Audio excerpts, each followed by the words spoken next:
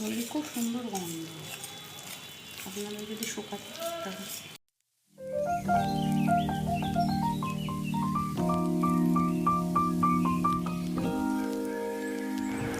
ঘি তৈরির জন্য যে মূল উপাদান সেটা হচ্ছে দুধের সর। তো এখন তোমরা যেটা দেখছো, দুধের সরটাকে ভালো করে এখানে ফেটিয়ে নেওয়া হচ্ছে। দুধের সর যত ভালো করে ফেটানো হবে, ঘিটাও ঠিক ততটাই ভালো হবে। তো এই সরটা 15 দিন মতো দুধ থেকে সর তুলে নিয়ে ফ্রিজে রাখা হয়েছিল। মানে ধরো ডেলি যে দুধটা নেওয়া হয়, ধরো 500 বা 1 লিটার, যদি ধরো ডেলি 1 লিটার দুধ নাও, সেটা জাল দিয়ে ওপরে যে সরটা ওঠে, সেই সরটা একটা কোটোর মধ্যে ভরে তুমি ফ্রিজে রেখে দেবে। দীর্ঘদিন ওই সরের পর সর রেখে রেখে ফ্রিজে ধরো 15 দিন ধরে তুমি সর জমালে, তার ফলে এইটুকু পরিমাণ সর হবে যেটা তুমি প্রথমে দেখলে, এবং সেটাকে ফ্যাটাতে ফ্যাটাতে অনেক পরিমাণে সরটা বেড়ে যাবে আর স্মুথও হয়ে যাবে। গরুর দেওয়া দুধ যদি হয় তাহলে ঘি সবসময় খুব ভালো হয়। মানে এটা যদি প্যাকেট দুধ কিনে সেই সর রেখে করো তাহলে অতটাও ভালো হবে না, কিন্তু গরুর দুধের সর তুলে যদি ঘি বানাও তাহলে খুব ভালো এবং পারফেক্ট ঘরের গাওয়া ঘিটাই হবে। সর কিন্তু অবশ্যই ফ্রিজে রাখতে হবে, বাইরে রাখলে 5-6 দিনের মধ্যেই সর নষ্ট হয়ে যাবে এবং সরে পোকা ধরে যাবে। আর হ্যাঁ অবশ্যই একটা কথা বলে দিই, ফ্রিজে রাখার পরেও সর কিন্তু আসলে নষ্টই হয়।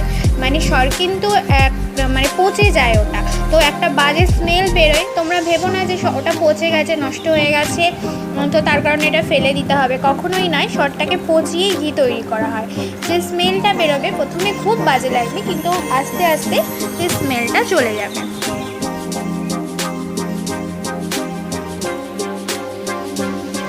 অনেকে আবার ভাবতে পারো যে মিক্সার গ্রাইন্ডারও তো আছে বা ব্লেন্ডার আছে। হ্যাঁ, মিক্সার গ্রাইন্ডার বা ব্লেন্ডারেও না ভালো করে সর ফেটিয়ে নেওয়া যায়, কিন্তু হাতে যতটা ভালো হয় ততটা কিন্তু মিক্সার গ্রাইন্ডারে ভালো হয় না। প্রায় 25 মিনিট আধ ঘন্টার মতো খুব ভালো করে এই সরটাকে ফেটিয়ে নিতে হবে। বোঝা যাবে যখন ফেটানো কমপ্লিট হয়ে যাবে তখন একদম ক্রিমের মতো স্মুথ হয়ে যাবে, ফুলে উঠবে। তো বোঝা যাবে তখন যেটা পারফেক্ট হয়েছে। ঠিক তখন এক ফোঁটা নিয়ে জলের মধ্যে ফেলে দেখতে হবে, সেটা যদি থিতিয়ে না যায়, ভেসে থাকে, তার মানে এই ফেটানোটা একদম পারফেক্ট।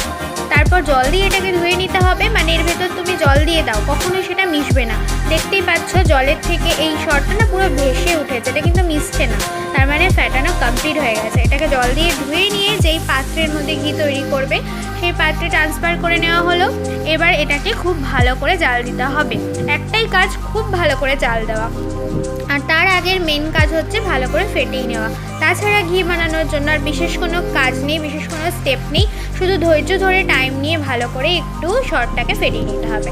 এবার আস্তে আস্তে মানে গ্যাসের স্টিমটাকে আস্তে দিয়ে টাইম নিয়ে একটু ভালো করে এটাকে জাল দিয়ে নিতে হবে। জাল দিতে দিতে আস্তে আস্তে বুঝতেই পারবে তোমরা, কালারটা চেঞ্জ হতে থাকবে, স্মুথ হয়ে যাবে, আস্তে আস্তে হলুদ হবে, হলুদ থেকে ডার্ক হবে, দিয়ে এইভাবে কালার চেঞ্জ হবে।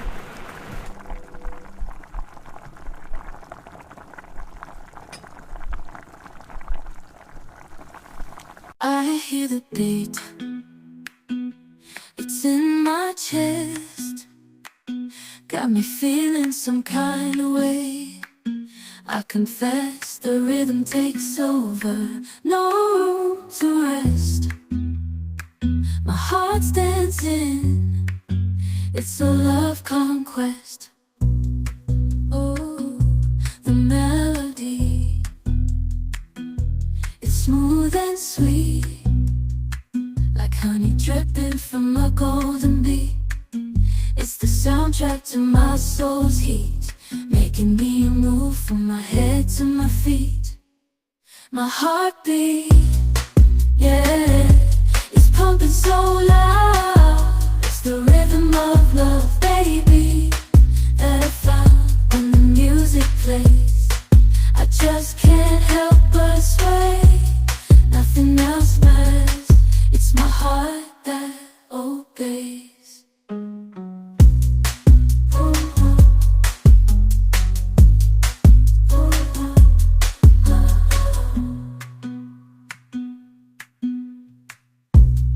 Lost in the sound, my worries fade. Every note, every chord, a serenade with each beat of বেশ কিছুক্ষণ জাল দেওয়ার পর কিন্তু অটোমেটিক দেখতেই পাচ্ছ যে ওপরে পুরো তেলের মতো ভেসে উঠেছে। এটাই হচ্ছে ঘি। ঘি কিন্তু ছেড়ে এসছে, ওপরে ভেসে উঠেছে আর আস্তে আস্তে গাঢ় হচ্ছে, মানে কালার চেঞ্জ হচ্ছে, ডার্ক কালার হচ্ছে। ডার্ক কালার হচ্ছে মানে পারফেক্ট ঘি রেডি হয়ে গেছে।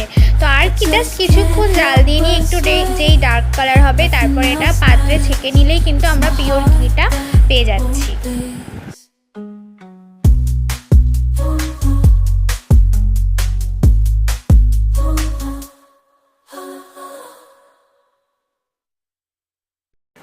যেটা বলছিলাম তোমাদের, দেখতেই পাচ্ছ একদম ডার্ক কালার হয়ে গেছে।